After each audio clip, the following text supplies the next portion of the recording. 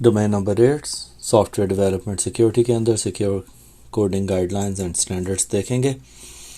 अब security weakness and vulnerabilities at the source code level सबसे पहले हम कवर करेंगे। इसकी बहुत सारी कैटेगरीज हैं, लेकिन ये देखें कि जब भी कोई ऑर्गेनाइजेशन प्रोग्रामिंग या कोई एप्लीकेशन डेवलप कर रही होती है तो उसके पास डिफरेंट पॉलिसीज़ और स्टैंडर्ड्स होते हैं about the development. Source code किस तरह करेंगे, उसकी वल्नरेबिलिटी टेस्टिंग कैसे करेंगे, कैसे सिक्योर बेस्ट कोडिंग प्रैक्टिसेस अपने अपनाएंगे ताकि आपके जितने भी कोड है या प्रोग्रामर्स हैं वो as per the standards he programme करेंगे ताकि आपको किसी किस्म की, या अगर आप अपनी एप्लीकेशन सेल आउट कर रहे हैं मार्केट में तो किसी किस्म की कोई प्रॉब्लम ना आए। अब उसके अंदर हमारे पास सबसे पहले आता है बफर ओवरफ्लो, जो कि एक टिपिकल प्रॉब्लम है जो कि सिक्योरिटी रिलेटेड है। It occurs when the amount of the data in the buffer exceeds the storage capacity, hence enables the attacker to take control of the application.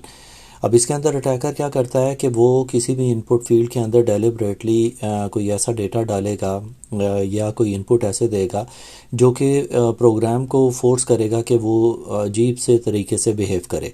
अब उससे उसका बफर के अंदर जितनी भी मेमोरी वगैरह होती है वो लीक होती है और उससे क्या होता है कि उसे कंप्लीट टारगेट सिस्टम के ऊपर एक्सेस मिल जाता है और फिर वो उसके बाद डेटा को टेम्पर भी कर सकता है, उसे डिस्ट्रॉय भी कर सकता है, स्टील भी कर सकता है और सेंसिटिव इन्फॉर्मेशन वहाँ से जा सकती है। इसके बाद हमारे पास इंजेक्शन अटैक्स आते हैं। आपने अक्सर एसक्यूएल इंजेक्शंस का पढ़ा होगा। अटैकर्स मैनेज करते हैं, मैनिपुलेट करते हैं एप्लीकेशंस को थ्रू एसक्यूएल स्टेटमेंट्स और scripts to access the sensitive data. कोई भी ब्राउज़र के अंदर वो कोड डालेंगे जो कि एक स्टेटमेंट होगी जो कि हमेशा ट्रू होती है और उसके थ्रू वो डेटाबेस से रीड करने की कोशिश करते हैं।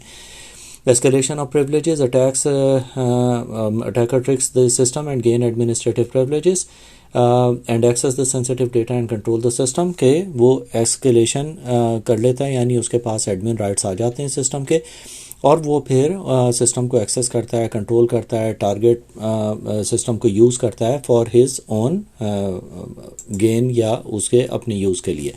इम्प्रॉपर ऑथेंटिकेशन के अंदर है कि वीक ऑथेंटिकेशन प्रोसीजर्स हैं या कोई मैसेजेस ऐसे स्क्रीन के ऊपर आते हैं जब आपकी ऑथेंटिकेशन फेल होती है जिससे दूसरे यूज़र को ये पता लग जाता है कि ठीक है कि इसका यूज़र नेम गलत है या पासवर्ड गलत है। आप देखते हैं अक्सर वेबसाइट के ऊपर जब आप यूज़र नेम पासवर्ड डालते हैं तो वो आपको क्लियरली बताते हैं कि अननोन यूज़र नेम, जो कि एक फ्लॉ होता है कि आपको पता लग जाता है कि यूज़र नेम डेटाबेस में एग्जिस्ट नहीं करता है।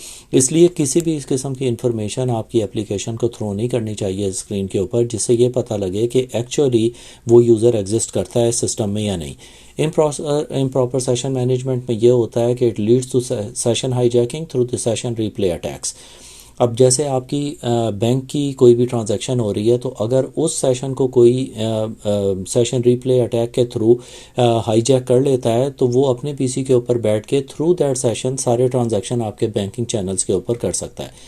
इम्प्रॉपर यूज़ ऑफ एनक्रिप्शन, इसके अंदर इम्प्रॉपर अगर आपने की मैनेजमेंट प्रॉपर तरीके से नहीं की हुई या एनक्रिप्शन मेथड्स आपने बहुत वीक लगाए या उन्हें प्रॉपरली इम्प्लीमेंट नहीं किया है तो ये डेटा लीकेज के ऊपर आपको लेके जाता है। अब उसके अंदर क्या होता है कि अटैकर क्रिप्टो सिस्टम को यूज़ करता है। हमने क्रिप्टो सिस्टम के बारे में पहले भी बात की थी to access the sensitive data. अब गेमिंग के अंदर क्या होता है कि intruder discovers the weakness and exploits it operate as not intended by the designer, कि जिस तरह उसे डिज़ाइन किया गया था उस तरह वो एप्लीकेशन बिहेव नहीं करती है क्योंकि वो कुछ वीकनेसेस सिस्टम के अंदर ऐसी देख लेते हैं जिसके थ्रू वो बाईपास कर जाते हैं उसकी बेसिक जो सिक्योरिटी प्रिंसिपल्स हैं उसे।